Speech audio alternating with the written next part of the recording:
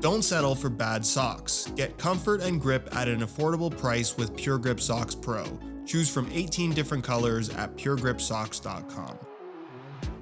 As much as fit, comfort, and overall feel for the ball is important when picking out a new pair of football boots, the stud pattern also plays a critical role in the overall traction as well as the safety/injury prevention that a boot can provide. And as it relates to the new Adidas Predator, there are some extra stud pattern options that previously were never available. FG, AG, as well as 2G, 3G, AG. I feel like I'm talking about cell phones. There's also an SG or soft ground variation with metal studs. However, you should really never be using those unless you're legitimately playing on soft natural grass. So with that in mind, let's break down what are now two different AG options from Adidas, talk about how they compare to the FG model, what surfaces they would be best used for, and how these differences as far as sole plates and stud patterns go actually modify the overall feel of the new Predator 24 Elite. Boots that, by the way, you can pick up below their normal retail prices by way of some exclusive SR4U coupon codes via the links down below. Although do keep in mind that with these two AG variations, hopefully this changes in the future.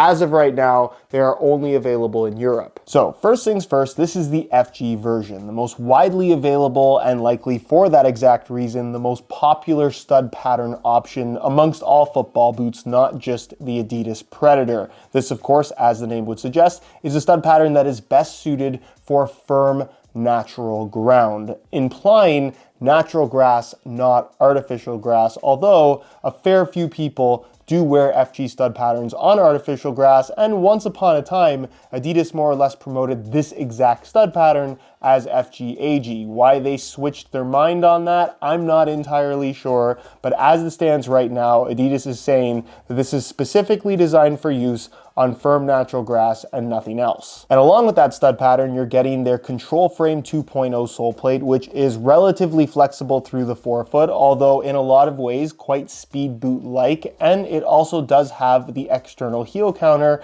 directly attached to the heel area that gives a nice look and generally I think fits well with this style of football boot. And then there's the AG version, which as you can see does feature matching colors to go with this particular football boot. However, this is not a new design. This is a sole plate that has been around in the Adidas football boot ecosystem for a number of years now, and it's even been featured on the X line, which of course is their speed line. The Predator is their control line. They're just utilizing the same sole plate pretty much across the board. And because of that, you'll notice side by side with the original one, or the regular FG model, I should say, you can see the width of the forefoot is quite significantly different. This sole plate simply has a more narrow profile, particularly through the forefoot and toe box area, which while they can still form the boot around the same last as the FG model, because it just pinches a little bit tighter at the base where the upper connects to the sole plate, inevitably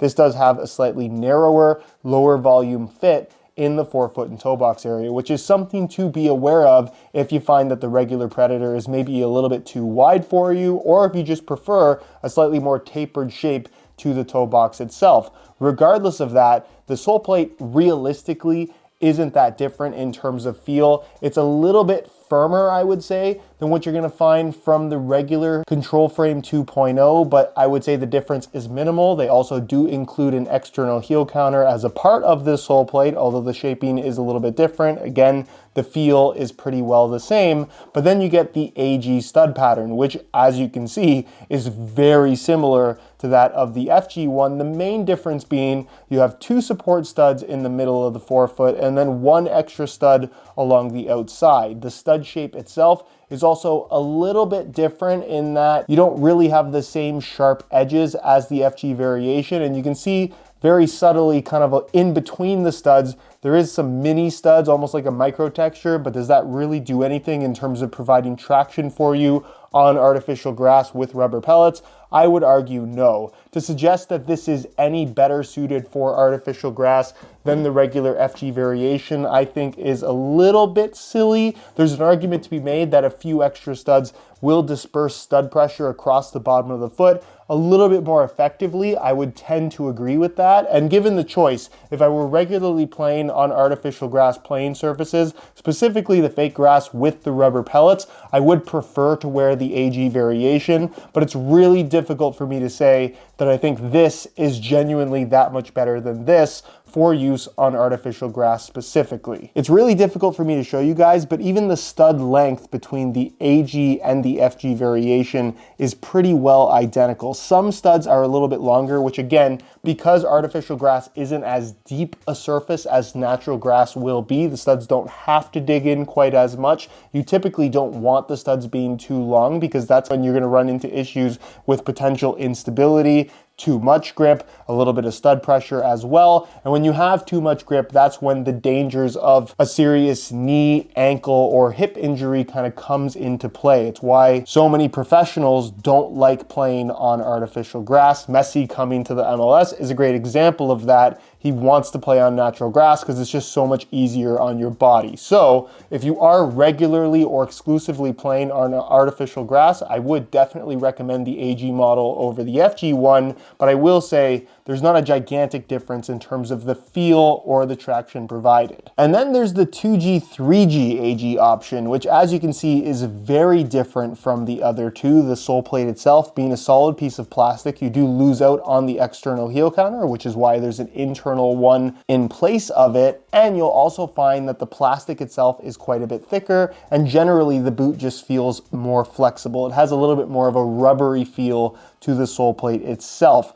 With that in mind, the big difference here is, of course, the studs themselves, of which there are tons and tons of them, basically covering the entire bottom of your foot. Think of this as a turf boot, but one that has been modified to feel more like an FG boot in terms of giving you the feel of a plastic sole plate as well as plastic studs. So in terms of this being best suited for a 2G or a 3G artificial grass, whatever that means anymore, I think if you're playing on a rough carpet type of turf, the really cheap stuff, a turf boot would still be best suited for that type of playing surface. But for somebody that is playing on artificial grass with the rubber pellets, a relatively shallow surface pretty much in every way, this would be an awesome option for somebody that wants to avoid stud pressure entirely and still have really good traction. It does, of course, end up having a flatter feel underfoot, which you might dislike, you might love. At the end of the day, I think it's very much down to personal preference and what you find comfortable. When it comes to just running on artificial grass,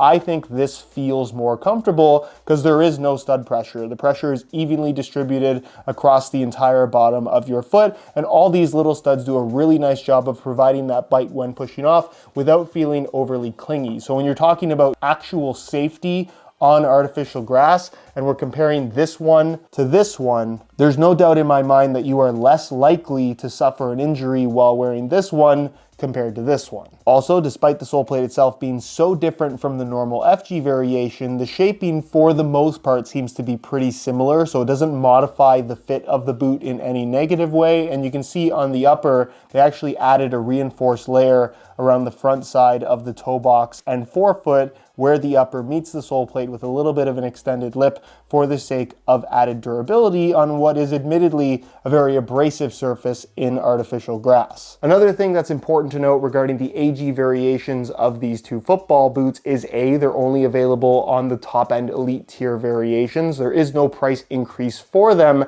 However, the laceless and FT fold over tongue variations are not available in AG stud patterns, only FG or SG. I'm not sure why that's the case with the normal AG variation, because obviously with the tongue, you do need that space for the strap to fit through. totally would work on this. I don't think it would work very well on this 2G, 3G variation. Again, this could change in the future, but as of right now, you can only get the Elite model with laces and without the tongue with these AG versions. Something else worth considering, although I don't think this should necessarily be the priority, is the weight differences between these three designs. On a scale, all in the same size, 9.5 US, we'll start off with the standard FG variation, and you can see that they weigh in at a very lightweight 7.55 ounces, the equivalent of 214 grams. Remember those numbers, and we'll throw on the standard AG variation, which again,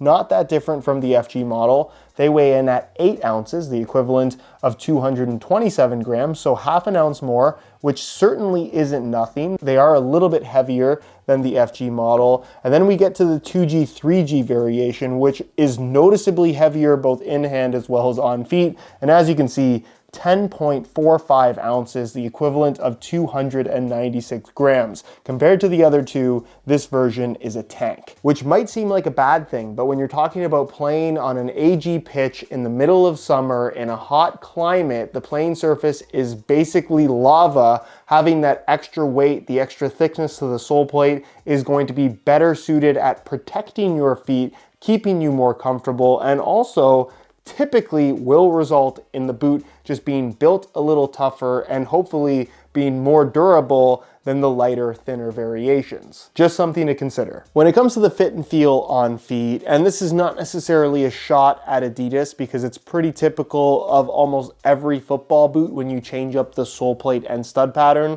within the same model, is it does change up the feel. I think the FG version of the Predator Elite does fit and feel the best, and the underfoot feel of the sole plate is definitely the best. In the case of the standard AG variation, like I mentioned, it does taper a little bit more in the forefoot and toe box area where it's just slightly more narrow, which is not necessarily my cup of tea, but I don't think it's so narrow that most people are not going to like the way that they fit.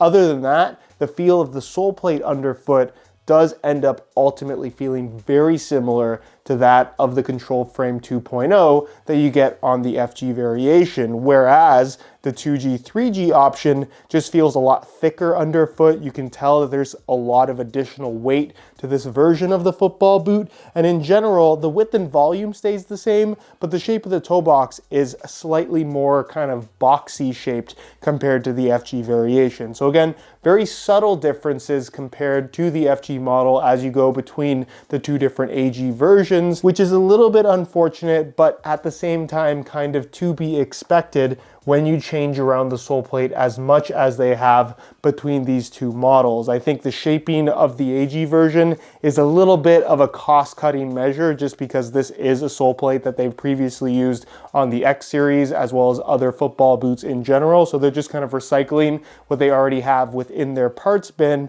But I think, again, if you do want that slightly tighter fit to a Predator Elite, that might be exactly what you're looking for. From a width perspective, like I said, a little bit slimmer in the regular AG variation, pretty much the standard width in the 2G, 3G. So for most people, I think these are going to work really well. If you have extremely wide feet, I don't necessarily think that synthetic boots in general are the best option, but I do think because of the more traditional U-throat construction that you get with both of these models, they will work well for most foot types. And as far as sizing is concerned, I'm wearing both of these boots in my usual size 9.5 US, and the fit and the length is perfect. So just like the FG variation, I would strongly recommend going true to size in order to achieve the best possible fit. So there you have it. Not really a situation of better or worse when comparing them, but more so just options, and options are always great to have. If you mostly play on natural grass, go for the FG variation. If that grass happens to be really soft, go for the soft ground variation. If you play on regular artificial grass and you like the feel of an FG stud pattern and also